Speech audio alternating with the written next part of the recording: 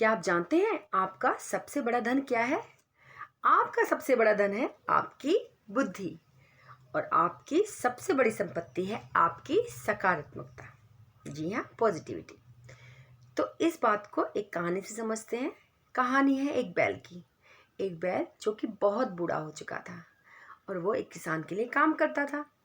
एक दिन वो अपने किसान के साथ एक जगह से दूसरी जगह जा रहा था, लेकिन रास्ते में एक बहुत बड़ा गड्ढा आ जाता है।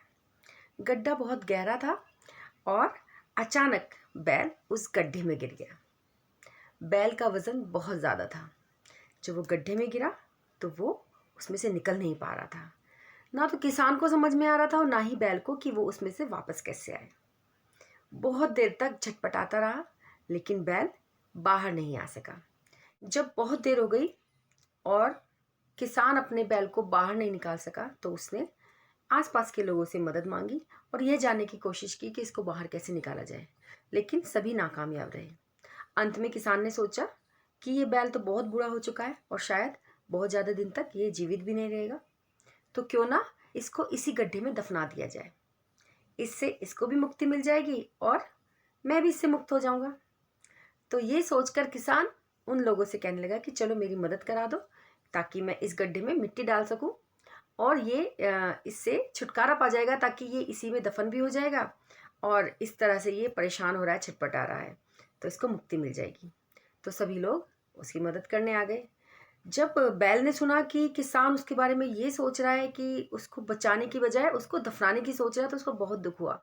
पहले तो बैल यह जानकर बहुत निराश हो गया कि जिसके लिए उसने पूरी ज़िंदगी मेहनत की है वो उसको बचाने की बात नहीं कर रहा बल्कि उसको दफनाने की बात कर रहा है। लेकिन वो कर भी क्या सकता था। वो निराश होकर गड्ढे में बैठ गया और ऊपर से लोग उसको दफनाने के लिए मिट्टी डालने लगे।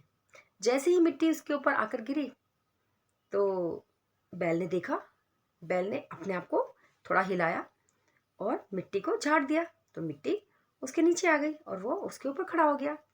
थोड़ी देर में फिर मिट्टी आई, फिर बैल ने वही एक्टिविटी करी, अपने आप को हिलाया और मिट्टी झाड़ दी और उसके ऊपर खड़ा हो गया। तो इस तरह से करते करते बैल ने देखा कि मिट्टी नीचे आ रही है और उसकी ऊंचाई ऊपर बढ़ रही है, यानी कि वो गड्ढे में ऊपर की तरफ आ रहा है। लोगों ने भी ऊपर से नोटिस किया कि ये बैल तो बड़ा समझदार है, कितनी समझदारी से ये अपने आप को बचाने की कोशिश कर रहा है।